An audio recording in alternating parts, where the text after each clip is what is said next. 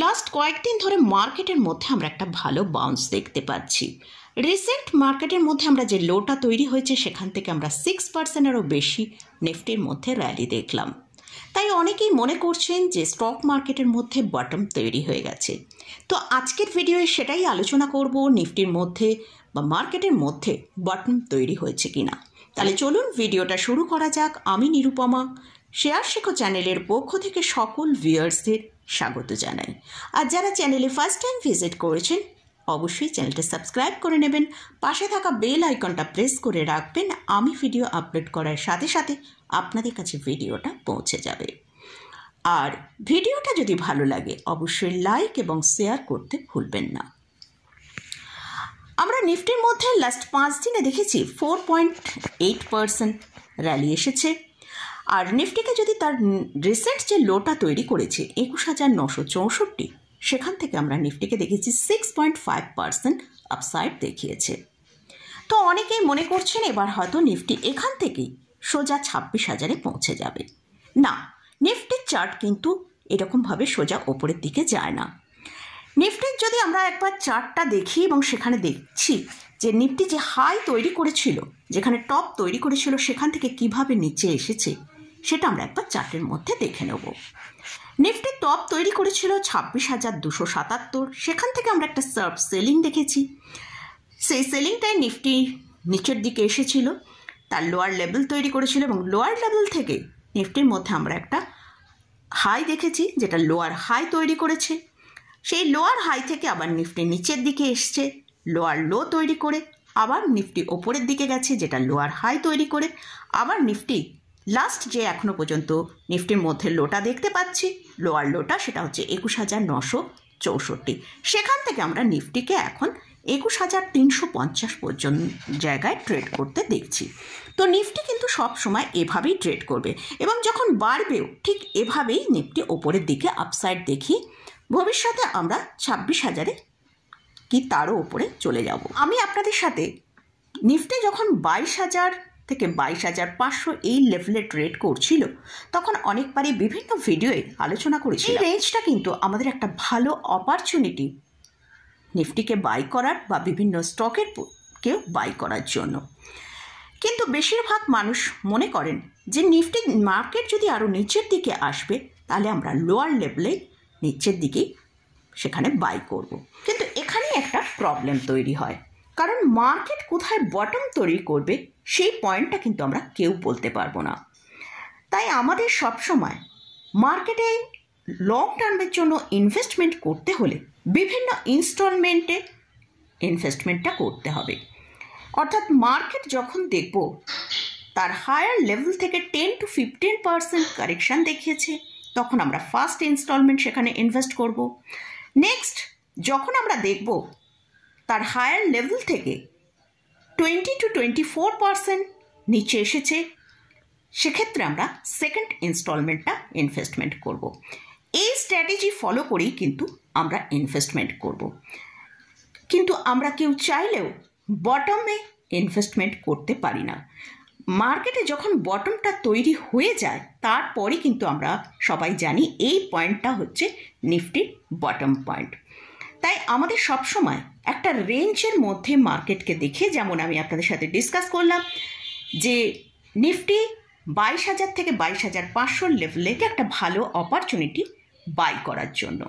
সেরকমই আমাদের রেঞ্জের কাছাকাছি আসলে, যা মার্কেট যখন তার টপ থেকে 10-15% কারেকশান করবে, সেখানে কিন্তু আমাদের একটা ভালো বাই অপরচুনিটি আসে। কিন্তু বেশিরভাগ মানুষ দেখা যায় যে নিফটি যখন তার লোয়ার লেভেলের কাছে ট্রেড করে সেই জায়গায় তাদের একটা ভয় থাকে যদি মার্কেট আরও নিচে আসে। তো আমরা যদি মার্কেট যদি আরও নিচে আসে সেই জায়গায় আমরা বাই করব কথা মনে করি। কিন্তু তারা তখন বাই না করে যখন আমরা বেশ আরও কিছুটা ওপরে চলে গেলাম তখন তারা মনে করে তাহলে এখান থেকে বোধহয় স্ট্রেট নিফটি আরও বেশি ওপরের দিকে চলে যাবে। তো যখন একটা র্যালি মোটামুটি এসে যায় মার্কেটের মধ্যে তখন সেখানে তারা বাই করে এবং নেক্সট যখন আবার মার্কেট সেখান থেকে নিচের দিকে চলে আসে তখন কিন্তু তারা বলে যে না, স্টক মার্কেট থেকে আমাদের ফিক্সড ডিপোজিট, ব্যাংকে ডিপোজিট করা, এগুলো অনেক বেটার। কিন্তু প্রত্যেকটা অ্যাসেটস ইনস্ট্রুমেন্টের এক একটা স্ট্র্যাটেজি রয়েছে, আমাদের সেই স্ট্র্যাটেজিগুলো ফলো করে কিন্তু চলতে হবে। তাই স্টক মার্কেটে যখন একটা টপ থেকে 10-15% কারেকশান আসবে, সেখানে আমাদের ইনস্টলমেন্ট ওয়াইজ বাই করতে হবে। তারপর যেমন আমি বললাম 20-24% মতন যদি কারেকশান আসে টপ থেকে, সেখানে আমাদের সেকেন্ড ইনস্টলমেন্টে লাগাতে হবে। এই স্ট্র্যাটেজিটা ফলো করে কিন্তু আমরা যদি ইনভেস্টমেন্ট করি, তাহলে লং টার্মে 3 থেকে 5 ইয়ার্স পর কিন্তু আমরা একটা খুব ভালো রিটার্ন এখান থেকে দেখতে পেতে পারি। আমরা এখন মার্কেটের মধ্যে যে র্যালিটা দেখছি, সেখানে কিন্তু কোনো গুড নিউজ নেই। আমরা বিভিন্ন রিজন খুঁজছি যে এফআইসরা সেখানে স্ট্রং বাই করছে, কিন্তু এছাড়াও আমরা যখন দেখেছি যে আরবিআইয়ের পলিসি এলো, সেই জায়গায় কিন্তু মার্কেট সেভাবে কোনো রিয়াকশানই করলো না। সেটা কিন্তু মার্কেটের জন্য অনেক বড় একটা ভালো নিউজ ছিল। এছাড়াও আরও বিভিন্ন ভালো ভালো নিউজ মার্কেটের মধ্যে এসেছিল, কিন্তু মার্কেট কিন্তু তখন তার কারেকশানটাই কমপ্লিট করছিল। তো এখন মার্কেটের মধ্যে কিন্তু সেরকম কোনো স্ট্রং হয়তো আমরা রিজন দেখতে পাচ্ছি না, তার সত্ত্বেও মার্কেটের মধ্যে কিন্তু আমরা ভালো বাই দেখি। আমরা গ্লোবাল মার্কেটের দিকে দেখছি, সেখানে কিন্তু মার্কেটে কারেকশান আসছে। হ্যাঁ, আমরা অয়েল, ডলার এসবের দাম নিচের দিকে আসছে, এফআইসরা স্ট্রং বাই করছে, কিন্তু সেগুলো আমরা পরবর্তীকালে দেখতে পাচ্ছি। কিন্তু মার্কেট তার আগে থেকেই ওপরের দিকে বাউন্স করার জন্য রেডি হয়েছিল।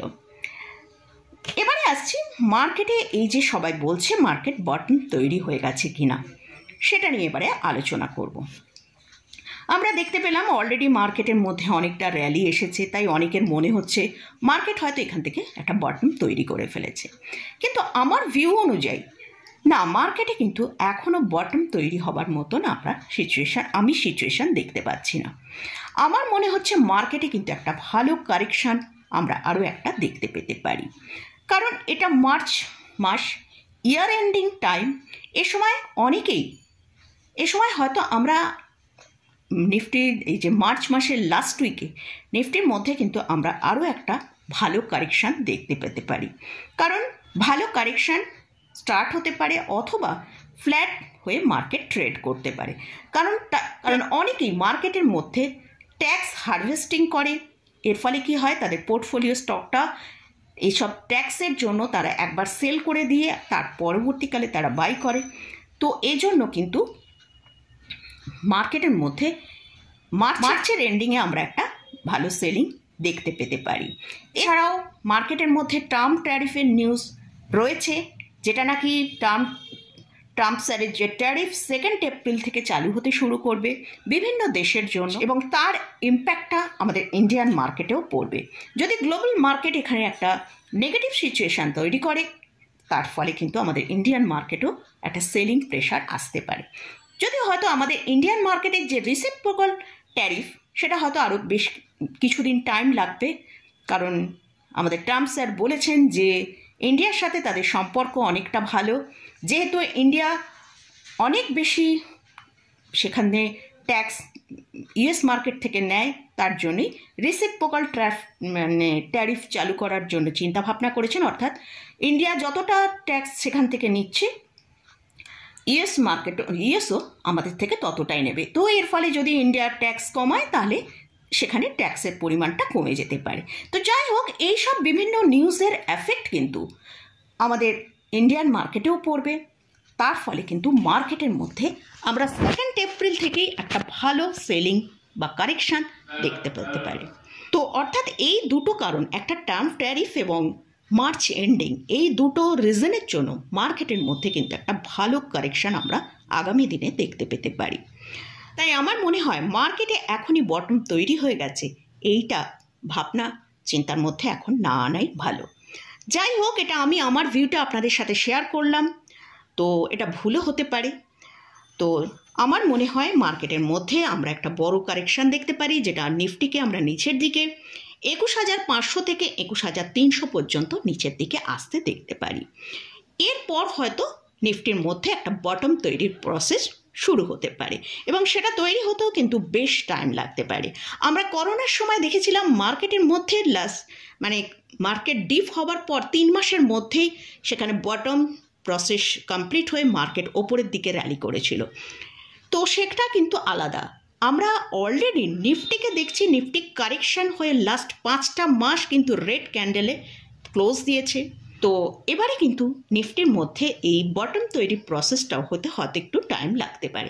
হয়তো আগামী আরও 2-3টে মাস আমরা নিফটির মধ্যে এরকম কারেকশানটা কমপ্লিট হতে, মানে বটম তৈরি হওয়া পর্যন্ত কমপ্লিট হতে টাইম লাগতে পারে।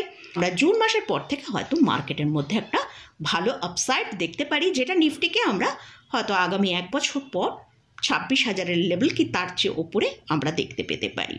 তাই আমাদের কিন্তু এই স্টক মার্কেটে ইনভেস্ট করার জন্য কিন্তু সঠিক স্ট্র্যাটেজি ফলো করে যদি আমরা ইনভেস্টমেন্ট করতে পারি, তাহলে কিন্তু লং টার্মে অর্থাৎ 3 থেকে 5 বছর 10 বছর পর কিন্তু এখান থেকে একটা বড় রিটার্ন দেখতে পেতে পারি। আজকে আমরা এখন ট্রেড করছে 23,350-এর কাছে।